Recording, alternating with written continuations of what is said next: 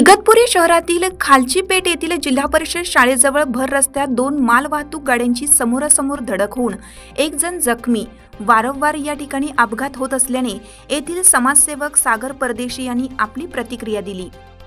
जवळच वेण पाटील माध्यमिक शाळा आहे आणि इतर रस्त्याला आम्ही मागील 3 वर्षापासून सार्वजनिक बांधकामांचे जे साहेब आहेत त्यांना अर्ज दिला होता, पण त्यांनी अजून काही गतिरोधक रस्ता दिला, त्याच्यामुळे आता इथं भीष्म अपघात झाला आहे, पण कोणाला हानी झालेली नाही आहे। ती हानी होणे त्यासाठी सार्वजनिक बांधकामाच्या साहेबांनी इथे त्वरित गतिरोधकाचं काम करायचं आहे, कारण की जवळजवळ लहान पोरं हे रस्ता क्रॉस करत असतात, जवळपास किराणा दुकान आहेत, येणाऱ्या महिला राहतात, वयस्कर माणसं राहतात, त्यांना त्रास होतो।